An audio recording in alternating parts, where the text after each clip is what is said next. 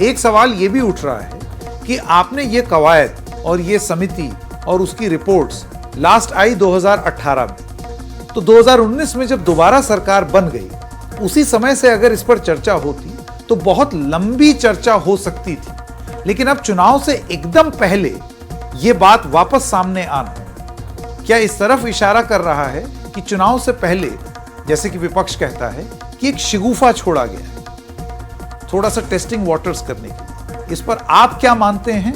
आप अपनी राय या अपना मत जरूर बना लीजिए। लेकिन वन नेशन वन इलेक्शन पर, जैसे कि हमने आपको थोड़ी देर पहले बताया, राय जो है वो बटी हुई है। इसके कई वजहें हैं और वो वजहें हम आपको अपने स्क्रीन पर अब दिखाएंगे। पहले इसके समर्थक जो फायदा गिनाते हैं, या जो आपने अभी एक समिति की जो रिपोर्ट थी उसमें भी देखा था, वो बताते हैं। तो फायदा गिनाने वाले क्या कहते हैं? वो कहते हैं एक साथ चुनाव से खर्च कम होगा, विकास कार्यों पर असर नहीं पड़ेगा, काले धन के इस्तेमाल पर लगाम लगेगी, जनता भी एक बार में तय करेगी उसे किसे चुनना है।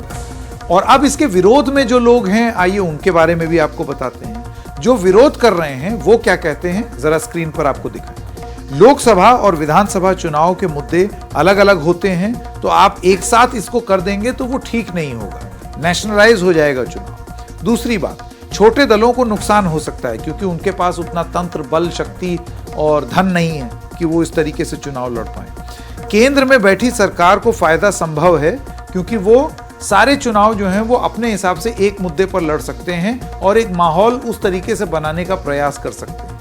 ये कुछ बातें बताई जा रही हैं। वहीं कुछ बड़े सवाल हैं, इसको लेकर राजनीतिक दलों को भी मतलब बताना चाहिए, और वो सामने सवाल वो आ रहे हैं। वो क्या हैं, आपको जरा स्क्रीन पे दिखाएं। बड़े सवाल, अगर कोई सरकार 5 साल से पहले गिर जाए तो फिर क्या होगा? आप ये देखिए, ऐसा नहीं है, इससे पहले भी हमारे देश में वन नेशन वन इलेक्शन का जो प्रयोग है वो किया गया।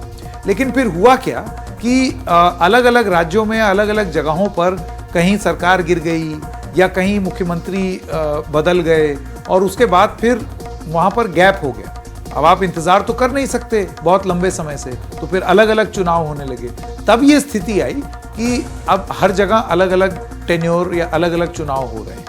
तो ऐसे में ये कितना प्रैक्टिकल है, कितना संभव है कि आप वापस एक ऐसी स्थिति में आ जाएं कि आप सारे चुनाव एक साथ करें और फिर धीरे धीरे वो वापस उसी ढर्रे पर चला जाए। दूसरी बात, अगर राष्ट्रपति शासन लग जाए तो फिर क्या होगा? तीसरी बात, अगर बीच में ही कहीं चुनाव हुए तो उनका कार्यकाल क्या कम होगा? चौथी बात, क्या चुनाव आयोग के पास इतने संसाधन हैं जो वो एक साथ इतने सारे चुनाव करा दे? इसका एक तर्क और ये दिया जाता है कि फोर्स तो उतनी ही लगनी है, एक ही बार में अगर हो जाए तो ज्यादा बेहतर है। जितना संसाधन लगना होगा वो एक ही बार में लगेगा, बजाय इसके कि बार बार लगे। लेकिन फिर इसका एक दूसरा तर्क भी होता है, और वो तर्क यही है कि आप अगर एक साथ इतने सारे चुनाव करेंगे तो उतने रिसोर्सेज आप कहां से लाएंगे? ये सारी बातें जो हैं वो सामने आ रही हैं।